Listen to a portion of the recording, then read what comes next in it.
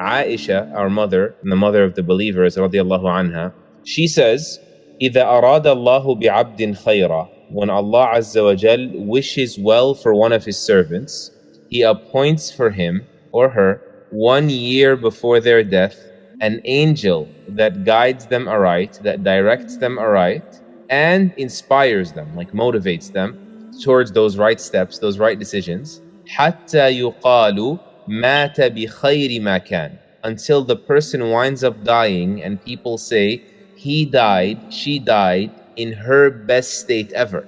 And that person, as they're dying, they are shown their reward, and so their soul, their spirit becomes anxious because they see this great reward.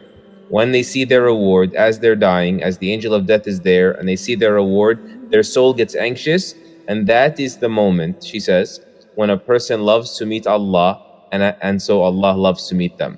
On the flip side, she continues to say, وَإِذَا أَرَادَ اللَّهُ بِعَبْدٍ شَرًّا. And when Allah wishes an evil end for a person, we'll speak about what that means later, inshallah, so stay with us. Why would Allah do that, subhanahu wa ta'ala?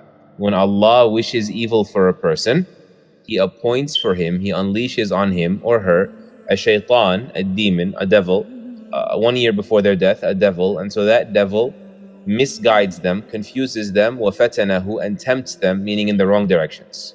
حَتَّى يُقَالُ مَاتَ بِشَرِّ مَا كَانَ.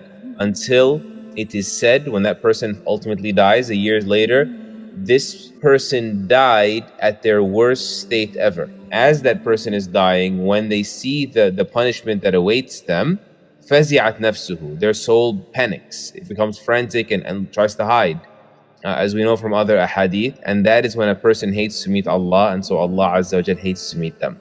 This hadith, I'm sure, has moved you, especially if it was the first time you hearing it. I remember the first time I heard this hadith. It moved me deeply. And that a part of that is because it's your first time hearing it.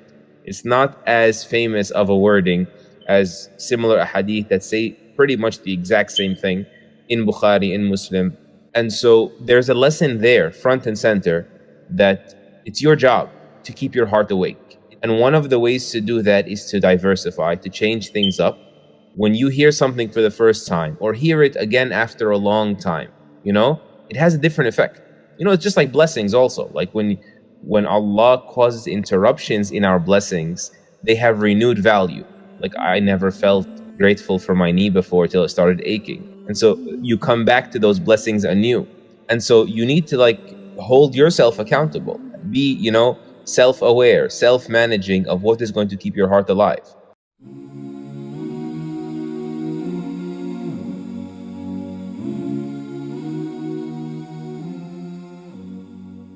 Alhamdulillah, we are happy to announce the launch of the One Islam TV app.